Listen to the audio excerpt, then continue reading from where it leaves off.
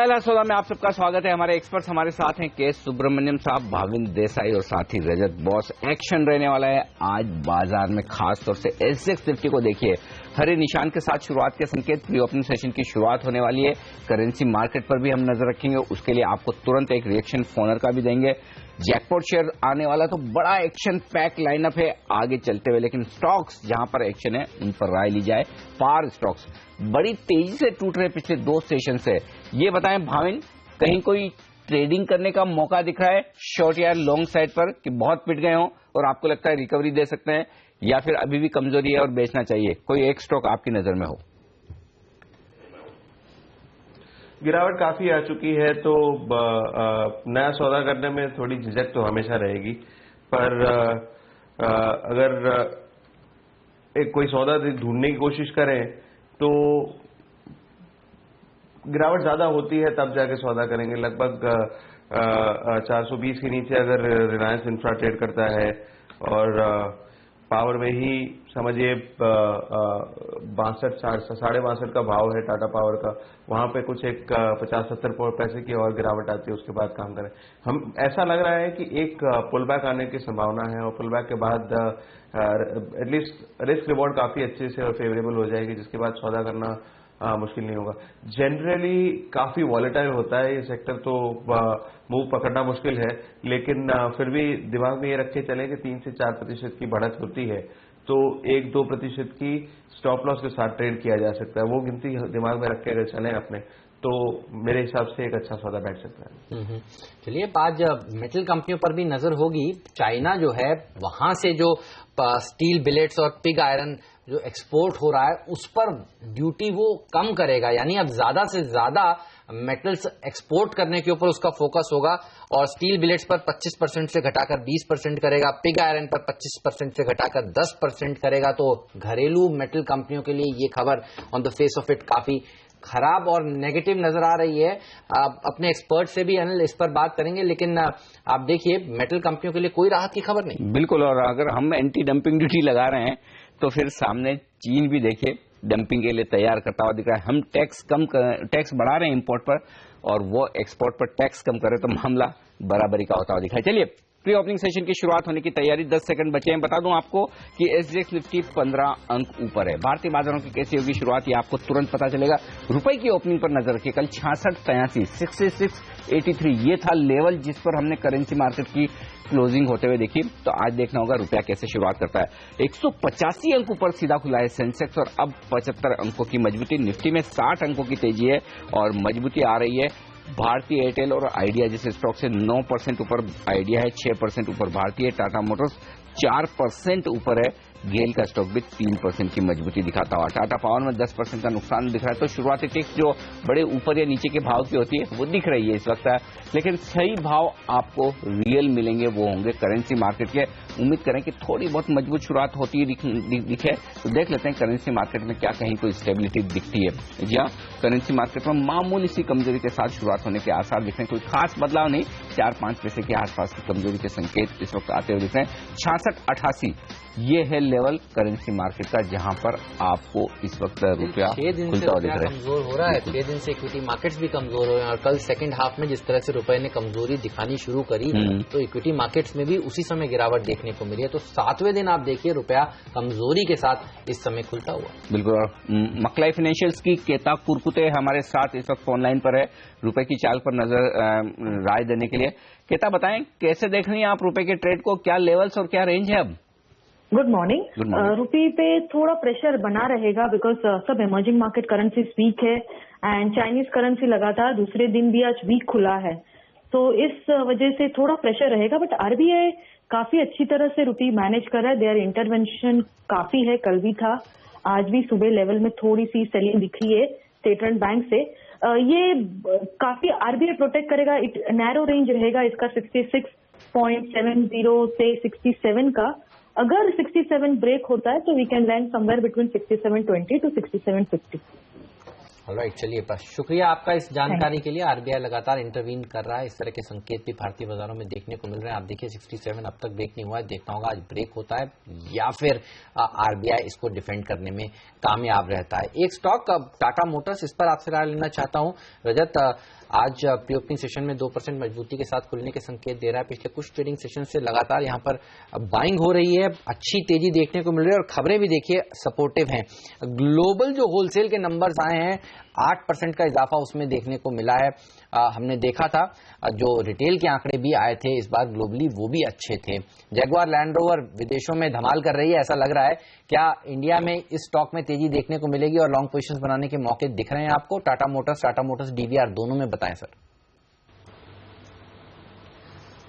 देखिए हेमंत, इसमें 400 से 404 के बीच में जो दो मूविंग एवरेजेस है उसके लिए थोड़ी सी रुकावट आ सकता है। ऑलरेडी खुलने की वक्त पे तो 400-401 के पास में खुलेगा, ऐसे ही संकेत अभी भी मिल रहे हैं। 405 क्रॉस करके ऊपर चलने से फिर 413, 415, 416 ये रेंज पे जो सप्लाई जोन है उसी के आसपास चलने की पॉसिबिलिटीज बन जाता है। फिलहाल टाटा मोटर्स में हम तो आपको बोलेगा कि अगर इस लेवल पे खुल देता है तो आपका जो स्टॉप लॉस है वो 397 के नीचे होना चाहिए। ओके और अब वक्त है आपके पसंदीदा जैकपॉट शेयर का। बता दूं आपको कि कल का टाल ब्रोस ये शेयर था और उसने शानदार रिटर्न दिए 17-18% के कल के कमजोर बाजार में भी। देख लेते हैं आज आशीष कौन सा बेहतरीन स्टॉक लेकर आए हैं आपके लिए।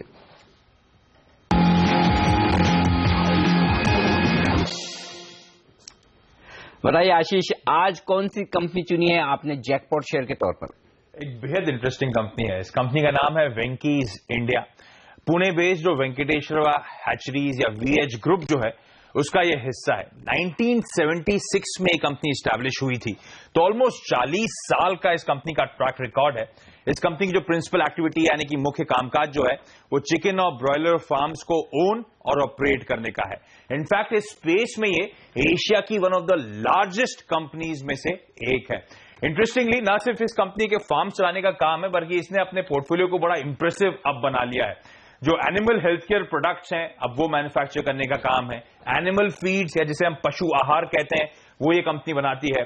प्रोसेस्ड चिकन प्रोडक्ट्स जिनमें से हम कई लोग जानते होंगे, फ्रोजन चिकन प्रोडक्ट जो आते हैं इस कंपनी के जाने माने, वो इस कंपनी के पोर्टफोलियो में शुमार है।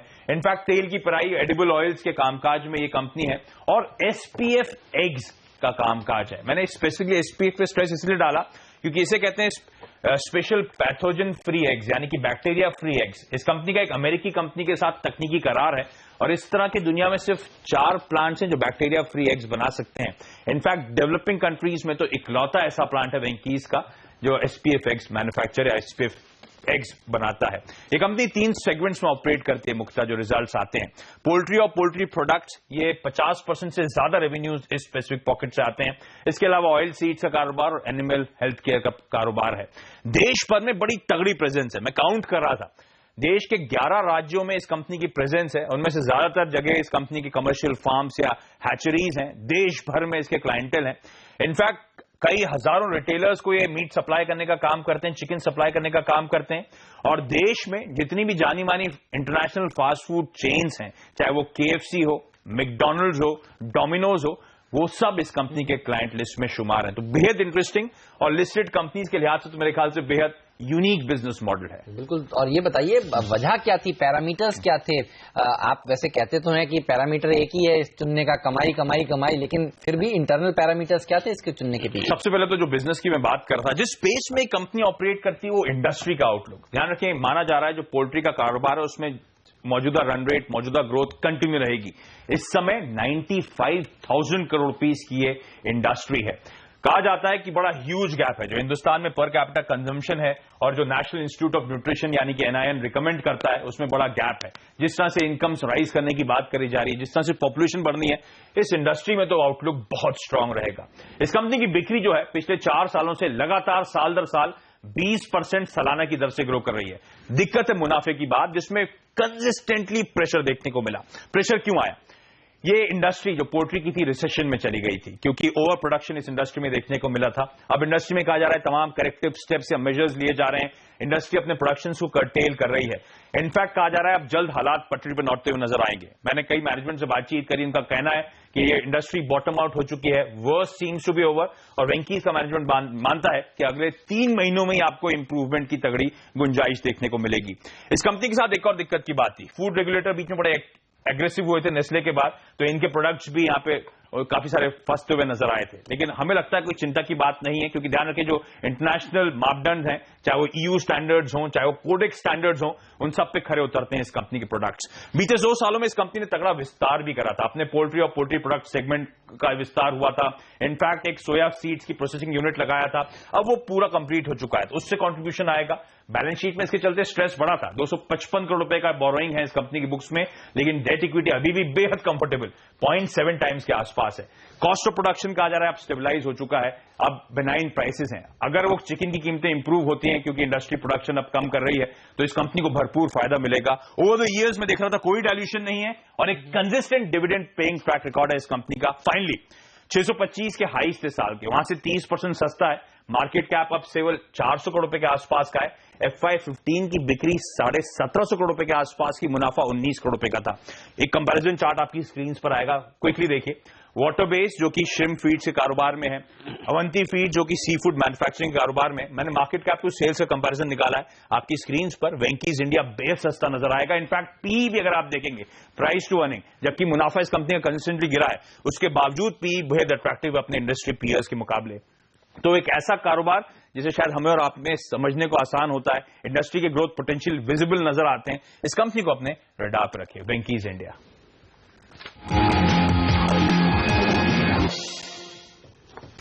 तो ये है स्टॉक जहां पर एक्शन आप साफ तौर पर देख रहे हैं प्री ओपनिंग सेशन में। स्टॉक लगभग 11-12% ऊपर है।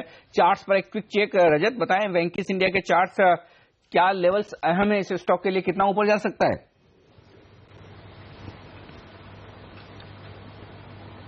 देखिए अनिल जी, इसमें मैं जो कहना चाहूंगा वो है कि फंडामेंटल आपने जो डिस्कस किया है, जो स्टोरी बताया है, उसके बाद में आज के दिन 3300 शेयर ट्रेड देखा कि अभी 12% ऊपर है, लेकिन हमारा एक ही प्रश्न है, अगर इतना ही बढ़िया कंपनी है तो market cap to sales is Y only a quarter 0.23, जबकि others are commanding more than 1।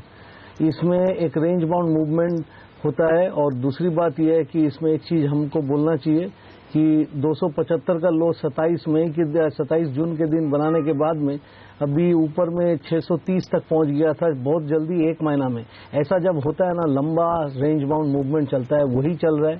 इसमें आज के दिन जहां पे खुला है वहां पे तगड़ा रेजिस्टेंस है, 480 से लेके 500 तक इसमें जबरदस्त रेजिस्टेंस है। वो रेजिस्टेंस पार करके ऊपर चले तो ये 540-550 तक ऊपर जा सकता है। बट मेरा यही सोचना है कि 480 से 500 में तो खुल तो देगा, लेकिन ये सस्टेन कर पाएगा, क्योंकि इसका जो मूवमेंट है ये कुछ खास अच्छा मूवमेंट दिखा नहीं रहा है। आज के दिन चल पड़े तो बेहतर है, बट ये this is a range bound counter and I am still curious to find out why is the market discounting its sales by only 0.23 times. Okay, तो आप कह रहे हैं 480-500 के ऊपर चले तो एक अच्छी तेजी और देखने को मिल सकती है इस स्टॉक में, लेकिन रजत इतने कन्विंस लग नहीं रहे हैं इस स्टॉक से।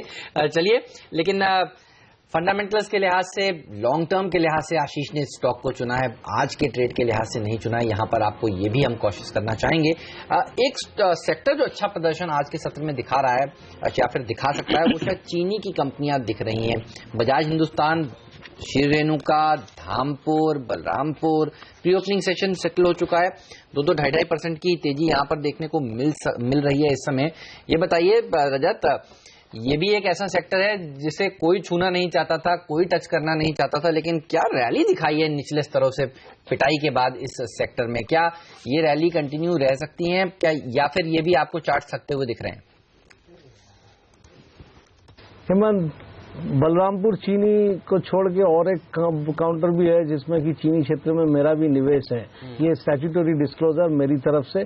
बट उसके बाद में मैं एक चीज कहना चाहूंगा, चीनी में तेजी थोड़ी गड़बड़ लगती है, क्योंकि चीनी में तेजी के मतलब ना ये एक लास्ट बचे हुए रह गया है कुछ जिसमें कि आप तेजी कर रहे हैं, तो ये ऊपर की तरफ चलने की पॉसिबिलिटीज तो दिखा रहे हैं, जबकि बलरामपुर अगर 73 को पार कर जाए तो एक मूवमेंट ऊपर की तरफ हो सकता है। देखिए पिछले बार भी बजाज हिंदुस्तान का कितना प्रॉमिस था कि वो एटलीस्ट 26 रुपया तक तो दिखा देगा, लेकिन फिर नीचे चला गया। तो इसीलिए मैं कहूंगा कि इस बार इससे फंसिए मत, ऊपर जाए, आपका पोजीशन है हल्का कर लीजिए, but as such it's a over regulated industry, इसमें खास रुचि रखना नहीं चाहिए। मदरसन सुमी, भारत फोर्ज, भाविन आपके लिए सवाल, इन दोनों शेयरों पर क्या कोई रिकवरी के संकेत बनते हैं? क्योंकि खबर फॉक्सवैगन को लेकर ये आ रही कि उन्होंने कहा कि एमिशन नॉर्म्स को लेकर जो क्लेम किए थे वो सही नहीं है, तो मदरसन सुमी के लिए एक थोड़ा सा पॉजिटिव हो सकता है। भारत फौज को लेकर भी अभी एक पॉजिटिव खबर आई कि कुछ करार की खबरें आ रही है। क्या ये दोनों पिटे हुए स्टॉक्स उछल सकते हैं? यदि हाँ तो क्या करना चाहिए? बिकवाली करें उछाल में या फिर अभी खरीदारी का मौका है? पुलबैक की संभावना जरूर है। भारत फौज लगभग 750 के आसपास एक बार रुक जाएगा ऐसा लगता है। अब कल का जो प्राइस एक्शन में देख रहा हूं वहां पे लगभग 768-770 के आसपास की बॉटम बनाई, तो हो सकता है कि एक बारी के लिए एक छोटा सा मूव आए। बहुत बहुत कॉशन के साथ खेलना चाहिए। अगर ऑप्शन में लिक्विडिटी मिले तो राय यही होगी कि इस पुलबैक को खेलने के लिए ऑप्शंस में कॉल ऑप्शन में निवेश करें, ज्यादातर फ्यूचर में ना जाए, और 770 का स्टॉप लॉस रखे। भारत फौज के लिए काफी हेवीली शॉर्टेड स्टॉक्स हैं दोनों, और सिमिलरली मदरसन सुमी, देखिए ऑप्शंस के डेटा तो ये बोल रहे हैं कि नीचे में 260 तक की जगह खुली हुई है, तो ऐसे कोई अभी के अभी मूवमेंट गोल होने की संभावनाएं नहीं है। और अगर ऐसा देखा जाए तो एक आध दिन के स्टॉप लॉस के साथ एक सौदा ले सकते हैं जरूर, करीबन 2-2.5% के स्टॉप लॉस के साथ। 300 रुपए तक की ऊपर की जगह खाली है, ऊपर कॉल राइटिंग ज्यादा अग्रेसिव नहीं हुई है। अगर कुछ पॉजिटिव देखना चाहें पूरे सेटअप में से तो सिर्फ यही चीज है। बिल्कुल, तो ये राय भारत फौज और साथ ही मदरसन सुमी पर। बता दूं आपको कि प्री ओपनिंग सेशन में क्या संकेत है। उम्मीद तो थी हमें कि हम हरे निशान के साथ खुलेंगे, लेकिन इतनी तेजी के साथ खुलेंगे ये उम्मीद मुझे भी कम थी। 30 अंक ऊपर दिख रहा है निफ्टी और सेंसेक्स सेंचुरी मारने के मूड में, तो 6 दिनों की गिरावट के बाद हरे निशान में शुरुआत होने की तैयारी भारतीय बाजारों की। मिड कैप इंडेक्स 0.5% मजबूत है। बैंक निफ्टी 16,700 के आसपास 35 अंकों की मजबूती के साथ खुलने के संकेत दे रहा है। बेहतर तो यही होता कि हम कमजोर खुलकर फिर रिकवर करते, लेकिन चलिए पहले रिकवरी होती हुई दिख रही है। तो अब खुलने के बाद सवाल लूंगा कि 7,675 7,700 के आसपास पहुंचे तो वहां पर फिर क्या कॉन्ट्रा कॉल लेकर शॉर्ट किया जाएगा, प्रॉफिट बुकिंग की जाएगी या मजबूती और बढ़ेगी? ये बड़े सवाल हैं जिन पर राय मेरे एक्सपर्ट से मैं लूंगा ही आपके लिए। लेकिन उससे पहले बता दूं कि एक्शन पूरी तरह से पॉजिटिव साइड पर होता हुआ दिख रहा है। टाटा मोटर्स लीड करेगा इसको 2% की मजबूती के साथ। टेलीकॉम स्टॉक्स मजबूत हो रहे हैं, आइडिया भारती ऊपर खुल सकते हैं। सन फार्मा के लिए पॉजिटिव खबरें, यहां पर थोड़ी सी मजबूती होने की संभावना है। इन सबके चलते बाजारों की होगी दमदार शुरुआत। पहली टिक आपकी स्क्रीन पर आती हुई सेंसेक्स और निफ्टी पर सेंचुरी मारता हुआ सेंसेक्स 100 अंक ऊपर, निफ्टी 30 अंक मजबूत खुलता हुआ दिख रहा है। 75 अंकों की मजबूती मिड कैप इंडेक्स में दिखेगी, तो पॉजिटिव शुरुआत अच्छी खासी होती दिख रही है बाजार में। टॉप गेनर टाटा मोटर्स और उसके ठीक पीछे इन्फोसिस, सन फार्मा जैसे दिग्गज। हिंडाल्को में 1.25% की मजबूती। एसबीआई, बैंक ऑफ बड़ौदा जैसे पीएसयू बैंक्स तेजी के साथ ऊपर आ रहे हैं। आईसीआईसीआई बैंक ने हरे निशान के साथ शुरुआत की है। ये है इस वक्त का कारोबारी रुझान। कमजोर क्या है? ओएनजीसी, लुपिन जैसे शेयर मामूली से कमजोरी दिखाते हुए, तो कमजोरी वाले शेयरों में ज्यादा दम नहीं है, मजबूत शेयर बेहतर दिख रहे हैं। आइए वायदा कारोबार में डिश टीवी 2.5% नीचे, यहां पर सबसे ज्यादा कमजोरी इस वक्त आपको नजर आएगी। ओएनजीसी 5% के नुकसान के साथ, लेकिन भारत फोर्ज जिसकी हम बात कर रहे थे उछलता हुआ 2.5% ऊपर इस वक्त टॉप गेनर। एचडीआईएल में तेजी बनती हुई दिख रही है। मदरसन सुमी की हम बात कर रहे थे 2% मजबूत है। औरोबिंदो फार्मा की भी एक दवा को मंजूरी मिली है, टेबलेट को मंजूरी मिली है यूएस एफडीए की, 2% ऊपर खुला है। छोटे बैंक्स ऊपर आ रहे हैं, सिंडिकेट बैंक, आईडीबीआई बैंक जैसे, और स्टार परफॉर्मर तो आज भी वही है हमारा जैकपॉट शेयर वेंकीज, और यहां पर मजबूती 10% की है। बिल्कुल शानदार प्रदर्शन दिखा रहा है आज का जैकपॉट स्टॉक वेंकीज 475 के आसपास ट्रेड कर रहा है। 42 रुपए की बढ़त यहां पर देखने को मिल रही है। इसके अलावा देखिए जेट एयरवेज 12% मजबूती के साथ ये शेयर ट्रेड कर रहा है। एक अच्छी खासी रैली, शायद मेरे चार्ट पर कुछ दिक्कत हो रही है, 2% मजबूती के साथ ये शेयर इस समय ट्रेड कर रहा है। इसके अलावा देखिए मेटल काउंटर्स पर नजर डालिए, हिंडाल्को, वेदांता, यहाँ टाटा स्टील पिछले कुछ दिनों में काफी खराब प्रदर्शन दिखा रहे थे। आज एक बाउंस जरूर यहाँ पर देखने को मिला है। इन्फोसिस एक और ऐसा स्टॉक है जो उछाल के साथ आज ट्रेड कर रहा है। कल आईटी कंपनियों के लिए थोड़ा मुश्किल भरा दिन था, लेकिन आज एक बाउंस बैक दिखाने में ये शेयर सफल हुआ है। ओएनजीसी में हालांकि 1% की गिरावट है। डॉक्टर रेड्डीज में आज फिर से दबाव देखने को मिल रहा है। कल वेनेजुएला को लेकर जिस तरह से चिंताएं बनी थी, आज भी देखिए लाल निशान के साथ ही ये शेयर खुला है। ऑयल मार्केटिंग कंपनी में बीपीसीएल एक का स्टॉक है जो लाल निशान के साथ कारोबार कर रहा है। एक अच्छी रैली दिखाने के बाद आज कुछ मुनाफा वसूली इस स्टॉक में भी देखने को मिल रही है। डिश टीवी जिसका जिक्र हम आपको कह रहे थे कि ये स्टॉक है जो दबाव में दिख सकता है, क्योंकि गोल्डमैन सैक्स ने यहाँ पर 78 रुपीज का अपना टारगेट सुझाया है। 3% नरमी के साथ इस स्टॉक की ओपनिंग हुई है और एफएनओ में सबसे ज्यादा पिटने वाला शेयर दरअसल यही है। बाटा जैसे स्टॉक्स भी आज दूसरे दिन दबाव में है, लाल निशान के साथ आधे % के आसपास ही कमजोरी यहाँ पर भी देखने को मिल रही है। बिल्कुल, और वायदा कारोबार में जो दोनों ही स्टॉक है ऑटो एंसिलरी स्पेस के, मदरसन सुमी और भारत फोर्ज, जिनका हम जिक्र कर भी रहे थे बाजार खुलने के तुरंत पहले, वहीं पर मजबूती होती दिख रही है। लेकिन उन पर राय लूं उससे पहले एक राय निफ्टी पर लेना जरूरी है। अब क्योंकि गैप से खुल गए, हम 40 अंक ऊपर है निफ्टी पर 60,650 पर। रजत, एक ट्रेड अगर इस वक्त लेना हो क्या होगा? अनिल जी, 7,650 आपका रेजिस्टेंस लेवल था। 7,650 से लेके 7,665 का स्तर पार करने के बाद ही आप ट्रेड लेंगे ना। इसमें लेने से हो सकता है कि आप रेजिस्टेंस पे खरीद रहे हैं, तो थोड़ी सी रुकना तो चाहिए, बट अच्छा लग रहा है कि एटलीस्ट पुल बैक जो आपने एक्सपेक्ट किए थे वो हो रहा है। बिल्कुल, चलिए पुल बैक देखने को मिल रहा है। लेकिन देखिए, वो स्टॉक्स जो काफी खराब प्रदर्शन दिखा रहे थे पिछले कुछ दिनों में, उनमें सबसे ज्यादा उछाल है। रियल एस्टेट पैक देखिए, HDIL, DLF, इवन NCC कल 6% टूटा था। यूनिटेक देखिए, पिछले कई दिनों से प्रेशर में था, तो जो सबसे कमजोर प्रदर्शन दिखाने वाले शेयर थे उन्हीं में सबसे ज्यादा उछाल आज देखने को मिल रहा है। GMR इंफ्रा करीब 2% ऊपर है। भाई बीटा स्पेस आज थोड़ा सा मदद करती हुई, और मेटल काउंटर्स जो कमजोर प्रदर्शन दिखा रहे थे, जिसका जिक्र हम कुछ देर पहले कर रहे थे, सेल भी देखिए इस लिस्ट में एक और स्टॉक JSPL 1.5% ऊपर। तो पिटे हुए शेयरों में एक उछाल देखने को मिल रहा है ऐसे बाजार में आज। बिल्कुल, लेकिन एक स्टॉक जिस पर मेरी नजर है आज एक्शन जहां पर होता हुआ दिख रहा है, वेंकीज अभी भी 10% ऊपर है। हमारा जैकपॉट शेयर लगातार कमाल करता हुआ दिख रहा है और आज भी बहुत ही बेहतरीन शुरुआत इस शेयर ने की है और यहां पर तेजी बनती हुई दिख रही है साफ तौर पर। वॉल्यूम के लिहाज से एक बड़ा एक्शन मेरी स्क्रीन पर होता हुआ दिख रहा है। जी हां, फ्यूचर कंज्यूमर एंटरप्राइजेस, ये एक छोटा stock FCEL, future consumer enterprises, यहां पर मुझे लग रहा है कुछ बड़े सौदे होते दिख रहे हैं। जी हां, काफी बड़े सौदे होते दिख रहे हैं। वॉल्यूम्स कितना, 3 करोड़ 75 लाख शेयरों का कारोबार एक एक्सचेंज पे है और 2 करोड़ 25 लाख, यानी 3 और 2 5, 6 करोड़ शेयरों का कारोबार हुआ है यहां पर। जी हां, NSE पर 6 करोड़ शेयरों का कारोबार फ्यूचर कंज्यूमर में हुआ है। भारी भरकम सौदे हो रहे हैं और लगभग 3.5-4% हिस्सेदारी बदली है, तो काफी बड़ा बदलाव कहा जाना चाहिए फ्यूचर कंज्यूमर के लिए जो वॉल्यूम हुआ है, बहुत बड़ा वॉल्यूम। और ये जो बड़े सौदे हुए, 18 रुपए 90 पैसे पर एक हुआ है, 21 रुपए 20 पैसे पर बड़ा सौदा हुआ है 3 करोड़ 75 लाख शेयरों का। तो ये बड़ा ट्रेड हुआ है इस छोटे शेयर में और इस पर राय ली जाए। मुझे नहीं पता, सुब्रमण्यम साहब आप इसे कवर करते हैं, ट्रैक करते हैं फ्यूचर कंज्यूमर? आनंद जी माफ कीजिएगा, लेकिन एक चीज बताना चाहूंगा यहाँ पर। आई थिंक बीच बीच में अच्छी खासी ब्लॉक होती है और आई थिंक रजत का राय ले लीजिए। आई थिंक इसमें टेक्निकली आई थिंक अच्छी खासी यहाँ पर पैटर्न बन रही है। आई थिंक वो बेटर स्ट्रैटेजी रहेगा, लेकिन फंडामेंटली मेरा ख्याल से यहाँ कुछ ऐसे कोई संकट नहीं दिख रहे हैं जहां से बता सकते हैं कि यहाँ पर कोई लॉन्ग टर्म पिक है। रजत, क्या राय है आपकी चार्ट्स पर? कल तक का चार्ट देखा जाए तो इसमें 24 रुपया जब तक क्रॉस नहीं करता है तब कोई खास तेजी एक्सपेक्ट मत कीजिए। अगर क्रॉस करके सस्टेन करता है तो बहुत बढ़िया है, नहीं तो डोम लाइक फॉर्मेशन यही बताता है सेल ऑन रैलीज। अगर इसमें कोई ऐसी खास इंफॉर्मेशन है जिसके चलते ये आज इतना जोर से ऊपर आया है और आएगा तो इसका मोमेंटम में इसको 24 रुपया पार करना चाहिए। नहीं करे तो फ्रेश पोजीशन मत लीजिए, पुरानी पोजीशन को होल्ड रखिए 22 रुपया के स्टॉप लॉस में। राइट, चलिए आज अगर आप देखें तो रिलायंस इंडस्ट्रीज ये वो ऐसा स्टॉक है जो बाजार की जो तेजी है उसमें सबसे ज्यादा कंट्रीब्यूट कर रहा है। अगर कंट्रीब्यूशंस की आप रेट देखेंगे तो 1.25% मजबूत है ये दिग्गज। इन्फोसिस एक और ऐसा दिग्गज है देखिए जो 4 पॉइंट कंट्रीब्यूट कर रहा है। ITC और HDFC, ये वो कुछ स्टॉक्स हैं जो बाजार की दरअसल आज मदद कर रहे हैं ऊपर ले जाने में। और दूसरी तरफ देखिए, जहां रिलायंस मजबूत है वहां ONGC में दबाव देखने को मिल रहा है।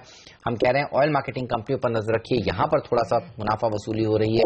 और ल्यूपिन, ये कुछ ऐसे स्टॉक्स हैं जो नीचे खींच रहे हैं। लेकिन जिस तरह से 4000 करोड़ रुपए की सब्सिडी देने की बात सरकार ने कल की है, शिपयार्ड स्टॉक्स देखिए, काफी सारी शिपिंग कंपनीज और शिपयार्ड स्टॉक्स हैं जहां पर एक तेजी देखने को मिल रही है। और जूट पैकेजिंग से जुड़ी कंपनी देखिए, शेवॉयट जैसे स्टॉक्स में 5% तक की तेजी आज के सत्र में देखने को मिल रही है।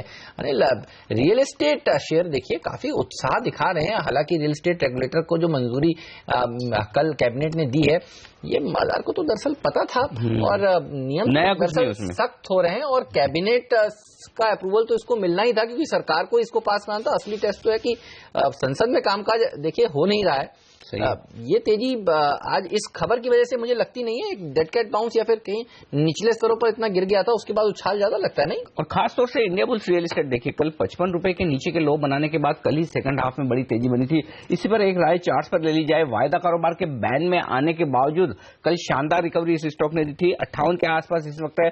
ये बताएं रजत की क्या कोई ट्रेड बनता है आई बुल रियल में? इंडिया बुल्स रियल एस्टेट 59 के ऊपर सस्टेन करने से एक अच्छी मूवमेंट होने की पॉसिबिलिटीज है, जिसमें कि ये 62.5 63 तक पहुंच सकता है। अगर कोई कारण से आपने इसमें ट्रेड लेते हैं तो इसमें स्टॉप लॉस 57.50 के नीचे रखिए, क्योंकि थोड़ी सी इसको एम्पलीट्यूड देना चाहिए on the short side, on the down side, नहीं तो कभी भी स्टॉप हिट हो सकता है। बट इसमें तेजी सस्टेनेबल है कि नहीं वो तभी आपको पता चलेगा जब ये 63 से लेके 65 को पार करके सस्टेन कर पाएगा। रजत, आप कह रहे थे बाजार खुलने के बाद करीब 8-10 मिनट 15 मिनट इंतजार करना चाहिए, उसके बाद ही कोई ट्रेड लेना चाहिए। बाजार खुला, अच्छा खुला, मजबूत खुला। अब मात्र 20 अंक ही बचा है। निफ्टी ऊपर से थोड़ा सा दबाव देखने को मिल रहा है, लेकिन हरे निशान में ही टिका हुआ है। कोई ट्रेड अभी लेंगे या थोड़ा और इंतजार करेंगे? अगर निफ्टी में ट्रेड लेना हो तो थोड़ी सी इंतजार और करेंगे, क्योंकि 50 दिखा के अभी 30 पे आ चुका है। अगर ये 7620 के नीचे चला जाएगा तो ट्रेड नहीं लूंगा, लेकिन जो ट्रेड मैंने आपको पहले बताया था उसी में अभी भी रुचि रखता हूं, दैट इज ITC। अभी 319 रुपया 95 पैसे में ट्रेड कर रहा है। इसमें अभी 317 के नीचे स्टॉप लगाइए और ऊपर में 323 से 327 की उम्मीद करते रहिए। वो चलेगा ऊपर की तरफ, ऐसा ही समझ में आ रहा है। ITC अगर चले आज के दिन तो निफ्टी फाइनली अनिल जी का 7650 पार कर लिया। कोशिश हो रही है जोर लगाने की, लेकिन जाकर वही अटका। एक्चुअली मैं तो चाहता था रजत की नीचे खुलकर फिर रिकवरी दे तो उसकी बात ही अलग होती थी, लेकिन चूंकि खुल ऊपर गया है तो अब जाहिर सी बात है कि फंसे हुए लोग थोड़ी बहुत तो प्रॉफिट बुकिंग करेंगे, थोड़े बहुत निकलने की कोशिश करेंगे, वो तो साफ तौर पर दिख रहा है। लेकिन कुछ कमजोर शेयरों पर राय लूं उससे पहले रियल एस्टेट स्टॉक्स पर नजर तो रखनी पड़ेगी अमन, क्योंकि देखिए यूनिटेक, HDIL, DLF, ये सारे के सारे पीटे हुए स्टॉक ऊपर आने की कोशिश करते हुए दिख रहे हैं। तो हरे निशान के साथ यहाँ पर टिक्स आती हुई साफ तौर पर नजर आ रही है। एक और स्टॉक जिस पर राय लेना चाहता हूं और वो है सीएट, 1.5% नीचे आज के सेशन में दिख रहा है। टायर स्टॉक्स पर सुब्रमण्यम साहब क्या मौका दिखता है इस बाजार की कमजोरी में खरीदारी करने का, या फिर वैल्यूएशंस बहुत महंगे हैं? क्या कहेंगे आप? जी, यहाँ पर भी आई थिंक कहीं ना कहीं चाइनीज इंपोर्ट्स की थोड़ी बहुत यहाँ पर संकट है। और मेरा मानना है कि शायद यहाँ पर ऑब्वियसली रबर की जो यहाँ पर गिरावट है, इसका सब भरपूर फायदा हम ऑलरेडी देख चुके हैं और यहाँ पर शेयर्स में भी बढ़त मिले। मेरा मानना है कि शायद एक मिक्स उलझान है और मेरा मानना है कि शायद आने वाले टाइम पे शायद वो जो मोमेंटम थी 2015 में आई थी, वो मोमेंटम शायद न रहना पाए। और मेरा मानना है कि शायद ऊपरी लेवल पे प्रॉफिट मुनाफा वसूली मेरे हिसाब से आई थिंक वो बेटर स्ट्रैटेजी रहेगा। कोई फ्रेश खरीदारी आई थिंक करंट जंक्चर थोड़ा रिस्की लग रहा है। ओके, फ्रेश खरीदारी करंट जंक्चर पर थोड़ा रिस्की लग रहा है, लेकिन FMCG ये एक ऐसा सेक्टर है जो सबसे अच्छा प्रदर्शन आज भी दिखा रहा है।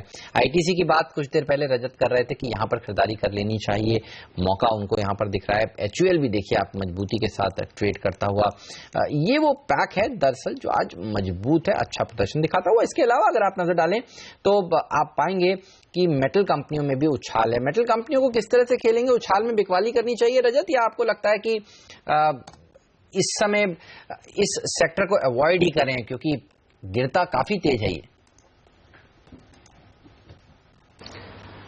इसमें अवॉइड करने से बेहतर है, क्योंकि एक दिन का तेजी चलेगा या नहीं चलेगा ये भारी मुश्किल है एक्सपेक्ट करना। जबकि एक चीज मैं कहना चाहूंगा कि ये मेटल क्षेत्र जो है उसी के इंडेक्स ये बता रहे हैं कि इसमें बॉटम या तो बन चुका है या बॉटम के आसपास में है। जो लंबी अवधि के सोच के लिए खरीदारी करते हैं निवेशक है, उनके लिए कुछ अपॉर्चुनिटीज यहाँ पे बनता है, क्योंकि मेटल को अगर छोड़ देंगे तो बाकी जो इंडाइसेस है वो जो संकेत दे रहे हैं उसको देखते हुए थोड़ा डर लगता है, क्योंकि उसमें ये जो उछाल और अपने एक्सपेक्ट कर रहे हैं रिकवरी वो संकेत नहीं दे रहे, उसमें गिरावट की ज्यादा संकेत है। लेकिन मेटल चलता नहीं है, इसमें बॉटम फिशिंग वही लोग कर सकते हैं जो कि लंबी अवधि का नजरिया रखते हैं।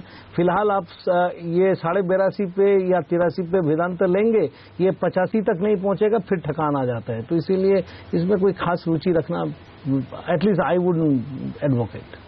फिर से टाटा मोटर्स पर आपसे राय लेना चाहता हूं रजत, और वो इसलिए क्योंकि स्टॉक खुला तो बेहद मजबूत था 402 के आसपास और वहां से 10 रुपए फिसल गया, और ओपन इंटरेस्ट जिस तरह से बढ़ रहा है एफएनओ में मैं देख रहा हूं हाईएस्ट ओपन इंटरेस्ट बढ़ा है पिछले 10-12 मिनटों में बाजार खुलने के बाद 3-3.25% टाटा मोटर्स में। बताऊं आपको कि कितनी पोजीशंस नई ऐड हुई है, लगभग 78,000 शेयरों की। क्या मंदी की पोजीशंस बन रही हैं, शॉर्ट करेंगे आप? यदि हाँ तो फिर स्टॉप लॉस टारगेट क्या होना चाहिए? देखिए टाटा मोटर्स में न्यूज था, उसी के चलते वो 401 तक पहुंचा था, नहीं तो उसका जो टेक्निकल्स था वो एक्चुअली बता रहा था कि 393 के नीचे ट्रेड करने से ये शायद 385 भी टेस्ट कर लेगा। और एक चीज आपकी दर्शकों के लिए मैं बोलना चाहूंगा कि अगर आपको टाटा मोटर्स और टाटा मोटर्स डीवीआर ये एक काउंटर है जिसमें कि दो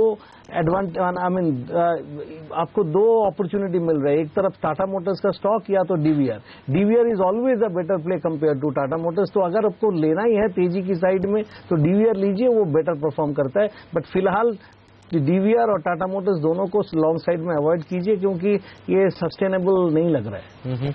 मेटल कंपनियों पर आपकी क्या राय है सुब्रमण्यम साहब? कुछ देर पहले खबरें तो ये भी आ रही थी कि स्टील बिलेट्स और पिग आयरन के ऊपर एक्सपोर्ट ड्यूटी चाइना जो है वो 2016 से बढ़ाने वाला है। इस खबर को आप किस तरह से देख रहे हैं? ए और बी, इस समय क्या ट्रेड बनता है मेटल कंपनियों में?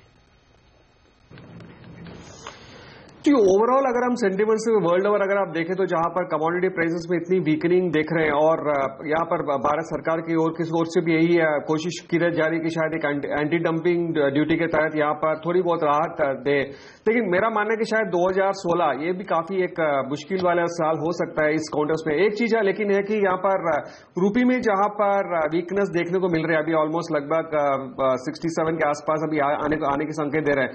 ये एक तरफ से कुशन मिल सकता है इस इंडस्ट्री के लिए, क्योंकि एक जहां पर इंपोर्ट्स थोड़ी और एक्सपेंसिव हो सकती है, उस लिहाज से आई थिंक एक डेफिनेटली एक राहत मिल सकती है। लेकिन ओवरऑल अगर आप देखें तो अभी भी जहां पर इतनी डंपिंग और कमोडिटी प्राइसेस में गिरावट देखने लगातार, उसको ध्यान में रखते हुए शायद अभी भी थोड़ी बहुत आई थिंक मुश्किल के टाइम लग रहे हैं। और आई थिंक अभी भी मेरा मानना है कि शायद यहां पर कोई ऐसा लॉन्ग टर्म बेट लेना अभी भी मुश्किल लग रहा है। बिल्कुल। आप दोनों ही एक्सपर्ट से विदा लेने का वक्त है। बहुत बहुत शुक्रिया सुब्रमण्यम साहब और साथ ही रजत जी हमारे लिए वक्त निकालने के लिए, बाजार स्टॉक्स पर अपनी राय हमारे साथ शेयर करने के लिए। बाजार इस बीच देख लें 100 अंकों की मजबूती के साथ टिके हुए, 25 अंकों पर निफ्टी भी है। हालांकि 7,650 के ऊपर भले ही नहीं निकला हो, लेकिन कमजोर तो नहीं कहेंगे, मजबूत जरूर है बाजार। इन सारे संकेतों के बीच में इस वक्त थोड़ा संभलने की कोशिश जरूर करता हुआ दिख रहा है। लेकिन बाजार में जो बड़ी उठापटक हुई है, कमजोरी हुई है, इस पर राय लेते हैं बाजार के जाने माने दिग्गज और कोटक महिंद्रा म्यूचुअल फंड के एमडी और सीईओ नीलेश शाह हमारे साथ कार्यक्रम में शामिल हो रहे हैं। नीलेश भाई, स्वागत है आपका सीएनबीसी आवाज पर। पहला सवाल तो आपसे पिछले 6 दिनों की गिरावट पर ही लेना चाहूंगा। भारी भरकम गिरावट हुई है, एक साथ हुई है, क्या 7,500 के नीचे भी फिसलने का डर है, संभावना बढ़ गई है?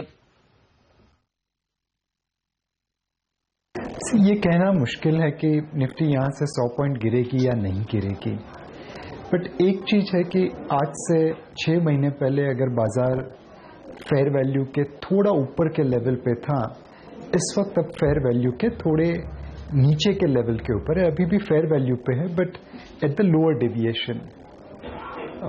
अगर अर्निंग्स पॉइंट ऑफ व्यू से देखें तो सितंबर 2015 के रिजल्ट कुछ अंदाज के हिसाब से नीचे आए एंड ये ट्रेंड दिसंबर 2014 से चल रहा है। तो कहीं पे मार्केट को अब लग रहा है कि देखिए रूरल इकोनॉमी में मॉनसून की वजह से स्ट्रेस है और प्राइवेट इन्वेस्टमेंट पिकअप नहीं हो रहा है, एफआईआई की सेलिंग निरंतर चल रही है, यूएस एफओएमसी 15-16 दिसंबर को रेट हाइक करेगा। ये सारी चीज़ों के मद्देनजर लोगों को लग रहा है कि एक बार अपनी पोजीशन हल्की करे और बाहर बैठ के देखे क्या हो रहा है। सर, आपने ही कहा आपकी फेड को लेकर चिंताएं हैं। हमने देखा है कच्चे तेल में जिस तरह से तेज गिरावट देखने को मिली है, उससे भी काफी चिंताएं बन रही हैं। ये बताइए भारत पर किस तरह का असर देखते हैं आप इन सब चीजों का? मेरे हिसाब से ये जो लो interest rates and high liquidity का एक खेल सेंट्रल बैंक्स खेलते हैं, वो स्टेरॉइड्स की तरह है। आप उससे निकल नहीं पाएंगे। हमने जापान में देखा है, पिछले कई सालों से वो जीरो इंटरेस्ट रेट पॉलिसी को चला रहे हैं। यूरोपियन यूनियन में देखे तो वो भी कुछ ऐसा ही खेल खेल रहे हैं। तो हमें लगता है कि 16 दिसंबर को फेड जब स्टेटमेंट देगा तो वो डेफिनेटली मार्केट को कन्विंस करने की कोशिश करेगा कि इनके आने वाले समय में उनकी रेट की जो मूवमेंट होगी वो कैलिब्रेटेड होगी, ग्रेजुअल होगी, वो इकोनॉमी को संभालने के लिए लगेंगे और ये सारी चीज़ें मार्केट को एक कंफर्ट देंगी। हमने क्वांटिटेटिव ईजिंग के समय में भी देखा था कि जब ये अनाउंसमेंट हुआ था कि फेड क्वांटिटेटिव ईजिंग विड्रॉ करने वाला है, तब मार्केट काफ़ी ज़्यादा गिरा था और जब क्वांटिटेटिव ईजिंग हर महीने $10 बिलियन कम होता गया, उस समय में मार्केट एक्चुअली बढ़ा है। तो ये sell on rumour and buy on event type की शायद इवेंट हो जाए, ऐसा हमें लगता है। नीलेश भाई, लेकिन सबसे बड़े रिफॉर्म की बात कर रहे हैं हम जीएसटी, और माना ही जा रहा है कि आजादी के बाद का सबसे बड़ा टैक्स रिफॉर्म है, लेकिन ये बिल अब फिर से अटकता हुआ दिख रहा है, संसद में कामकाज चल नहीं रहा है। ये बताएं कि अगर ये बिल पास नहीं होता जैसा कि डर है, तो फिर बाजार पर और कितना असर होगा इसका? डेफिनेटली एक उम्मीद जरूर थी बाजार को कि इस सत्र में जीएसटी बिल पास हो जाएगा, but at the same time बाजार को ये भी मालूम है कि जब जीएसटी बिल किसी कंट्री में पास होता है तो 6, 12, 18 महीने के लिए तो एक्चुअली एक क्योटिक सिचुएशन पैदा होती है। जो लोग टैक्स नहीं भर रहे हैं वो टैक्स के सिस्टम में आ जाते हैं और इस वजह से एक झटका लगता है इकोनॉमी को रीएडजस्ट होने में, रिकैलिब्रेट होने में, और उसके बाद उसकी जो अच्छी इम्पैक्ट है वो 18 से 24 महीने के बाद आना चालू होती है। तो डेफिनेटली मार्केट जीएसटी बिल को बड़े उम्मीद से देख रहा है और अगर इस सत्र में ये पास नहीं होता है तो सेंटिमेंटली एक इम्पैक्ट आ सकती है। बट हमें ये नहीं भूलना चाहिए कि हमारे पास जीएसटी अभी भी नहीं है और पिछले 25 सालों में हमारी मार्केट ने विदाउट जीएसटी काफ़ी ऊंचाइयां अचीव की है। तो जीएसटी अकेला ही मार्केट को यहाँ से आगे लेके जाएगा, ये मानना गलत होगा। सर, आपसे कभी और सवाल लेता हूं, लेकिन इस समय देखिए बाजार ऊपरी हाई से काफी तेजी से नीचे आया है। निफ्टी पर नजर रखिए, सेंसेक्स पर नजर रखिए, मिड कैप इंडेक्स पर नजर रखिए। आप देखिए मिड कैप इंडेक्स लाल निशान में आ चुका है। जी हाँ, अपने जो शुरुआती बढ़त जो बनाई थी बाजार ने, वो मिड कैप इंडेक्स ने तो कम से कम गवा दी है। करीब 100-125 अंक ऊपर था कुछ देर पहले सेंसेक्स, और अब आप देखिए 50 अंक के आसपास की ही बढ़त देखने को मिल रही है। तो ऊपरी स्तरों से बाजार थोड़े से देखिए आप हल्के होते हुए, डिश टीवी जैसे शेयर, ऑयल मार्केटिंग कंपनियां आप देखिए दबाव बना रही हैं। ऑयल मार्केटिंग कंपनियां एचपीसीएल, बीपीसीएल, आईओसी, यहाँ पर अच्छी प्रॉफिट बुकिंग देखने को मिल रही है एक अच्छी रनअवे रैली के बाद। इसके अलावा देखिए इस समय यूनियन बैंक जैसे स्टॉक्स, यस बैंक जैसी कंपनियां, ये तमाम ऐसे पॉकेट्स हैं जो प्रेशर के साथ इस समय ट्रेड कर रही हैं। मात्र 10 अंक की बढ़त ही निफ्टी पर अब बची है। तो हाई से खुले जरूर ऊपर, लेकिन आप देखिए टिक नहीं पा रहे हैं और किसी भी वक्त निफ्टी अब लाल निशान में आने का इंतजार कर रहा है। नीलेश भाई, आपसे जानना चाहता हूं, देखिए चिंताएं काफी सारी हैं।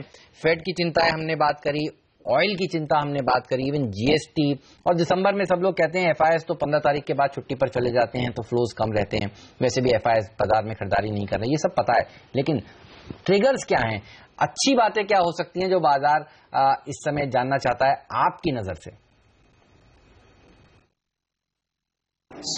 जो सबसे बड़ी ट्रिगर मार्केट देख रहा है वो कॉर्पोरेट अर्निंग्स रिकवरी की है। जैसा कि मैंने पहले बताया, दिसंबर 2014 से लेकर सितंबर 2015 ऑलमोस्ट 3 क्वार्टर जो रिजल्ट्स आए हैं वो लोगों की एक्सपेक्टेशन से कम आए हैं। लोगों को अर्निंग्स ग्रोथ 15, 17, 18, 20% दिख रहा था। अब जो अर्निंग्स ग्रोथ आ रहा है वो ऑलमोस्ट 1 या 2% के आसपास आ रहा है। सो इस वजह से लोगों को एक दहशत आ गई है कि अगर अर्निंग्स ग्रोथ नहीं आएगी तो क्या वैल्यूएशन महंगा तो नहीं हो गया है। सो मार्केट के लिए एक ही ट्रिगर है अर्निंग्स ग्रोथ रिकवरी का, और इसमें कुछ हद से धीरे पहिए चल रहे हैं। ब्याज के दरों में कटौती जरूरी है, बट जितने ब्याज के दर पॉलिसी लेवल पे घटे हैं उतने बोरोवर की कॉस्ट में नहीं घटे हैं। अब रिजर्व बैंक ट्रांसमिशन के लिए भरपूर कोशिश कर रहा है और उसका बेनिफिट इवेंचुअली कॉर्पोरेट सेक्टर को मिलेगा, बट वो धीरे धीरे मिलेगा। दूसरी चीज है कि एक्सपोर्ट्स में रुपी 2015 में 2014 में अप्रिशिएट हुआ था तो एक एक्सपोर्ट्स के ऊपर एक अंकुश लग गया था, एंड अब मतलब रुपी धीरे धीरे डिप्रिशिएट हुआ है तो होप है कि एक्सपोर्ट्स में रिकवरी आ सकती है। बट अगेन ये रिकवरी बहुत ही ग्रेजुअल है, एकदम झड़प से नहीं हो रही है। तीसरी चीज जो अर्निंग्स के लिए जरूरी है कि आज हमारी रूरल इकोनॉमी और प्राइवेट सेक्टर इन्वेस्टमेंट दोनों बैकफुट पे खड़े हैं। अब गवर्नमेंट को फ्रंट फुट पे आके कैपिटल एक्सपेंडिचर करना है जिससे इकोनॉमी रिवाइव हो। Road sector, railway sector, defence sector, ये सारी चीजों में गवर्नमेंट स्पेंडिंग कर रही है, बट बिकॉज रूरल इकोनॉमी और प्राइवेट इन्वेस्टमेंट बैकफुट पे खड़े हैं उसकी जो इम्पैक्ट इकोनॉमी में दिखनी चाहिए वो अब नहीं दिख रही है। सो अगेन अर्निंग्स रिकवरी, ब्याज के दरों में कटौती, गवर्नमेंट स्पेंडिंग, एक्सपोर्ट रिकवरी, ये सारी चीजों को मिला के धीरे धीरे होगी और यही चीज मार्केट को आगे ऊपर लेके जाएगी। बिल्कुल, लेकिन ऐसे माहौल में नीलेश भाई ये बताइए फिर कौन से वो सेक्टर से जो आपको पसंद है जहां पर आपकी राय होगी पैसा लगाने की? इस वक्त हम एक ऐसे माहौल पे खड़े हैं जहां पे बहुत सारे सेक्टर बहुत सस्ते हो गए हैं, जैसे कि मेटल स्टॉक से तो बुक वैल्यू के नीचे पे है, रियल एस्टेट स्टॉक है, पावर स्टॉक है, वो अपनी बुक वैल्यू के आसपास ट्रेड हो रहा है, पीएसयू बैंक है, बट इसमें कोई ट्रिगर नहीं मिल रही है जिस वजह से ये वैल्यू अनलॉक हो सके, जिस वजह से ये सेक्टर में री रेटिंग हो सके। एट द सेम टाइम कई ऐसे सेक्टर है जैसे फार्मा हुआ, एफएमसीजी हुआ, वहां पे वैल्यूएशंस महंगे हैं।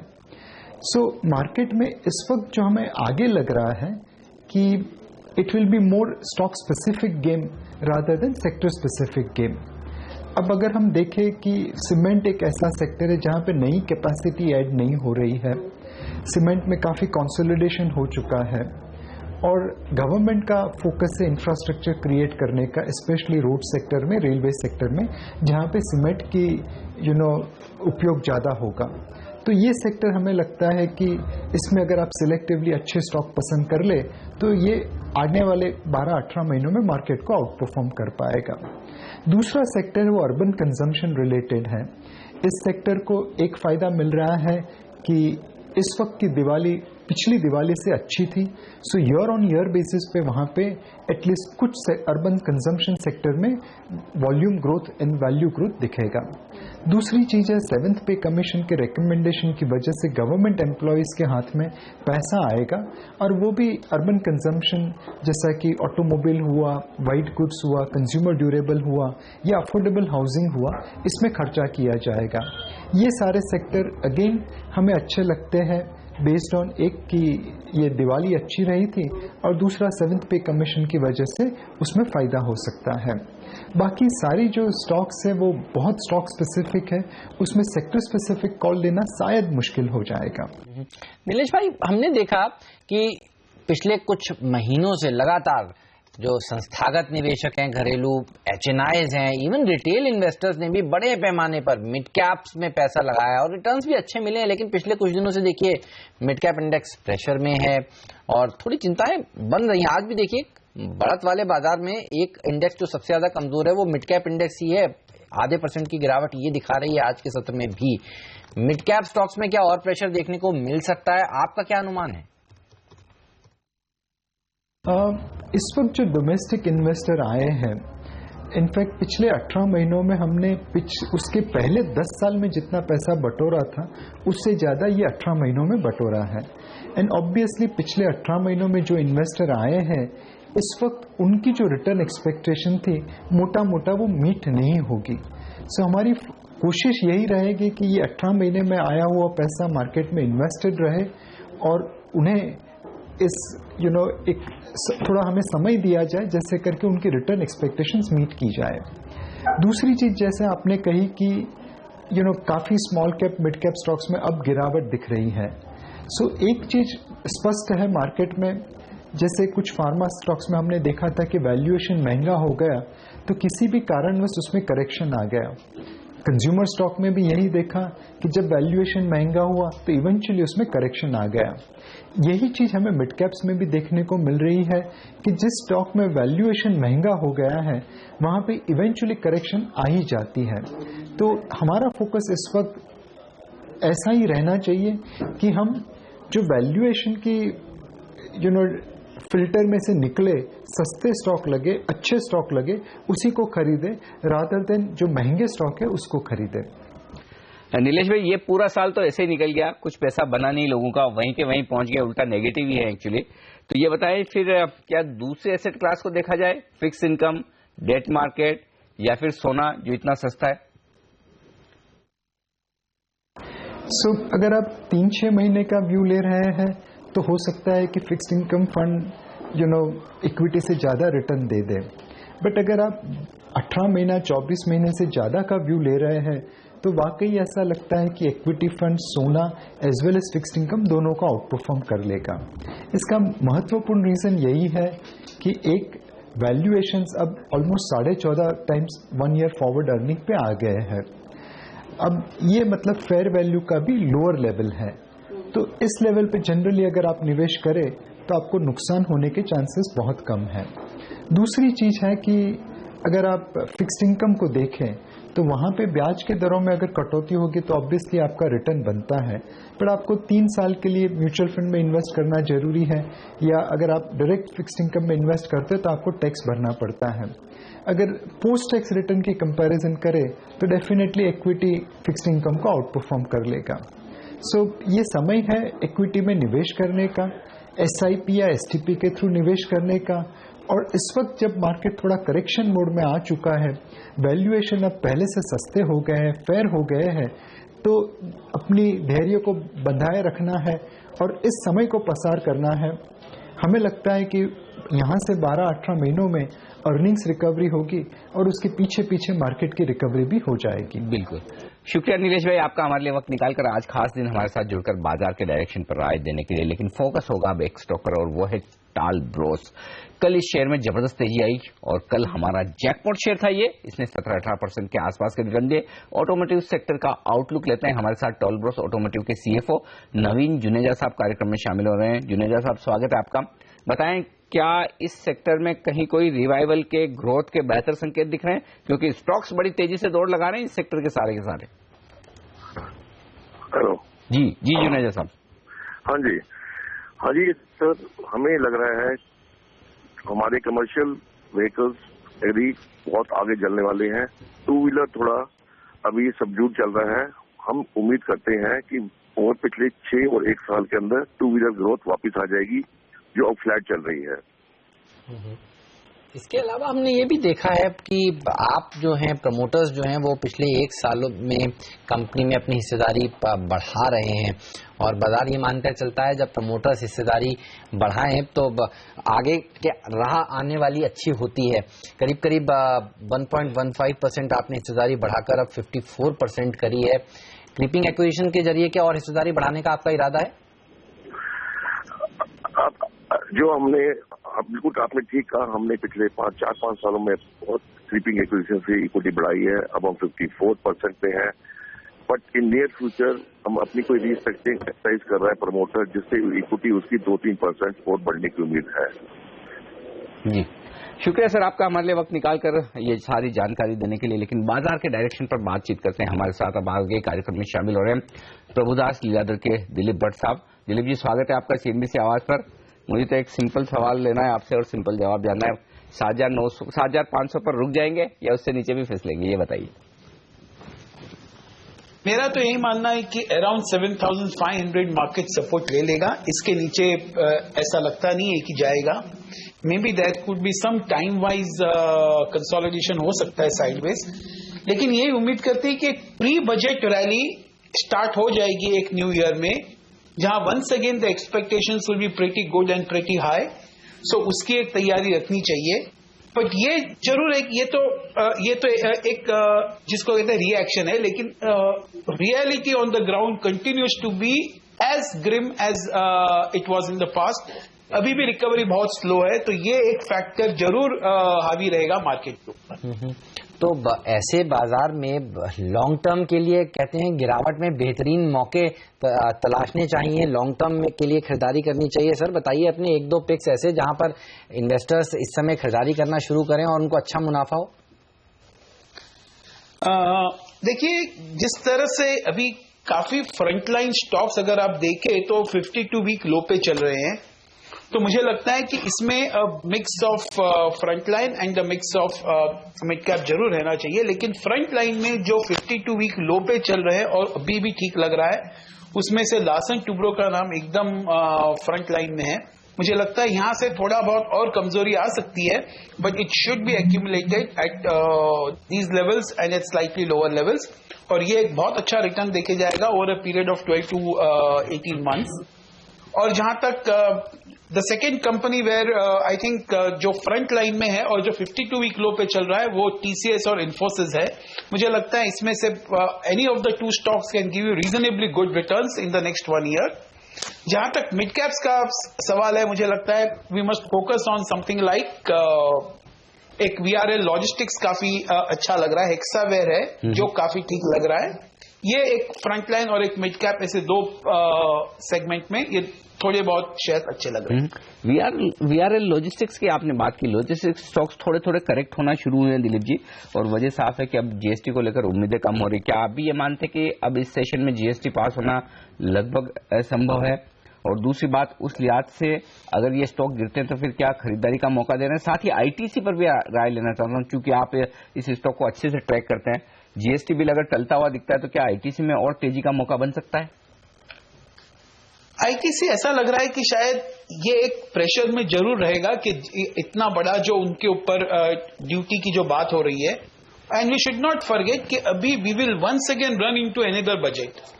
तो मुझे लगता है कि ये सबको ध्यान में रखते हुए ITC शायद अभी भी स्टॉक वाइज प्रेशर में रहेगा, और ये जिस तरह से वो प्राइस इंक्रीज ले रहे हैं और जिस तरह से उनका वॉल्यूम पे इम्पैक्ट आ रहा है, तो मुझे लगता है इसका परफॉर्मेंस में भी अभी दिखाई देने लगेगा। उसके performance also will be muted. So at least for next 6 months to 9 months I would prefer to be in the watch and wait and watch mode in ITC। इस महीने के बाद फिर से अर्निंग सीजन शुरू होगा, और इस क्वार्टर में हमने देखा है कच्चे तेल में जबरदस्त दबाव देखने को मिला है। ये बताइए, कच्चे तेल के गिरने से आपको क्या लग रहा है, कौन सी कंपनियां हैं जो अच्छे नंबर्स पेश करेंगी, और इसको आप किस तरह से देख रहे हैं? इसको 2 तरीके से देखा जा सकता है। एक तो अगर जो शार्प फॉल आया है तो उससे क्या होता है कि इन्वेंटरी लॉस आ जाती है, तो स्टॉक लॉस में थोड़ा बहुत इश्यू आ जाता है। ये कोई भी कमोडिटी प्राइस को अगर वो स्टेबल रहता है तो फिर उसमें आप मुनाफा कर सकते हैं। थोड़ा बहुत वॉलेटाइल होता है, जिस तरह से हमने देखा है अभी कि वंस अगेन शार्प फॉल आ गया, तो उसमें क्या होता है, you have an inventory at an earlier price, तो वो मिसमैच में थोड़ा बहुत आपके बॉटम लाइन पे इम्पैक्ट जरूर आता है और वो भी एराटिक हो जाता है। लेकिन खास करके ये HPCL, BPCL, ये दोनों पे जरूर ध्यान देना चाहिए, और IOC के ऊपर। IOC भी खास करके because it has not moved up at all, but these 3 stocks HP and IOC are our top picks, और ऐसा लग रहा है कि यहां से ये कंपनी जरूर इन द लॉन्ग टर्म बहुत अच्छी करेगी। Castrol is another company which is in the front line and can do very well, और बाकी शायद मिड कैप्स में जरूर रहेंगे जो पॉलीमर्स कंज्यूम करते हैं, जिनके रॉ मटेरियल प्राइसेस नीचे आ सकते हैं, खास करके पैकेजिंग कंपनीज। सर, फार्मा शेयरों पर क्या राय रखते हैं, क्योंकि ये शेयर जिन्हें हम सेफ मानते थे बुरी तरह से पिट रहे हैं, चाहे वो दिग्गज शेयर हो, सन डॉक्टर जैसे, कभी एक दिन कोई खराब खबर आई मार पड़ती है। मिड कैप्स में देखिए ग्लेनमार्क, स्ट्राइड्स, अजंता फार्मा, सारे के सारे ऐसे कमजोर हो रहे हैं। क्या मौका बनता है खरीदारी करने का, या फिर अब ये सेक्टर वो उस तरह के वाले पहले सेफ नहीं रहे कि लेके भूल जाओ, रिस्क ज्यादा बढ़ गई है? कैसे देखते हैं आप?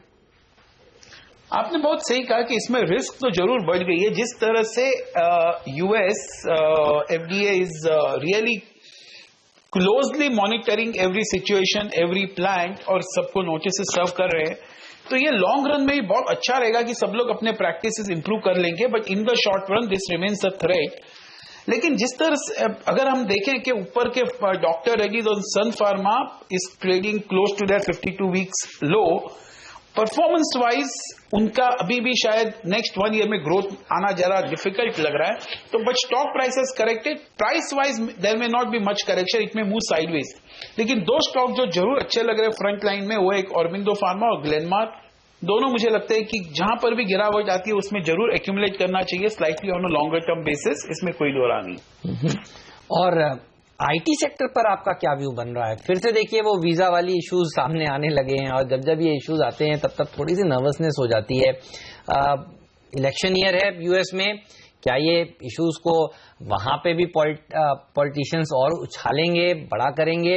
आप कैसे देख रहे हैं? और फार्मा के बाद आईटी ने भी काफी अच्छा रिटर्न पहले दिया था, लेकिन अब इतना अच्छा परफॉर्मेंस दिखा नहीं रहा है सर।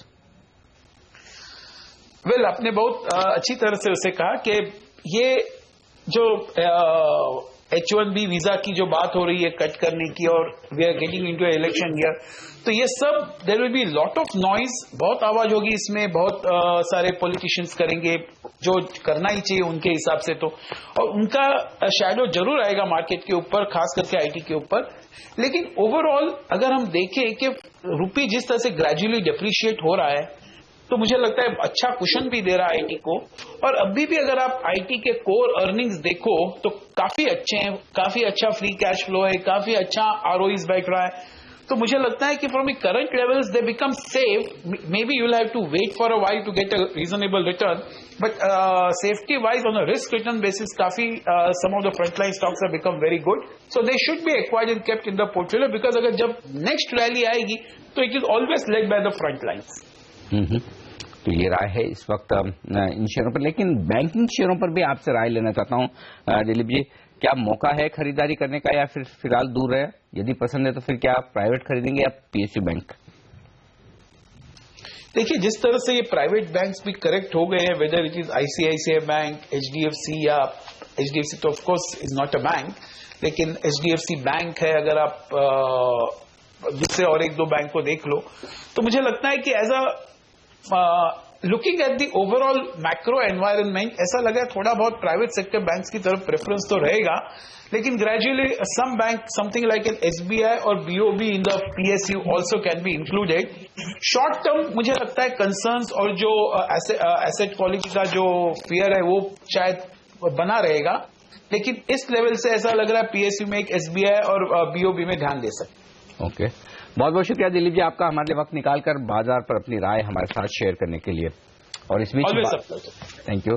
और इस बीच बाजारों ने मजबूत शुरुआत की, थोड़ा उतार चढ़ाव, फिर से संभलने की कोशिश करते हुए दिख रहे हैं दिग्गज, लेकिन मिड कैप शेयरों पर प्रेशर बरकरार है। पहला सौदा में आज के लिए इतना ही, लेकिन आप बने रहिए सीएनबीसी आवाज के साथ। जी हां, बुल्स और बेयर्स इस समय मशक्कत कर रहे हैं इक्विटी मार्केट में, लेकिन कमोडिटी मार्केट में क्या हाल है? प्रियंका हमारे साथ जुड़ेंगी, लेकर आएंगी कमोडिटी बाजार की ओपनिंग।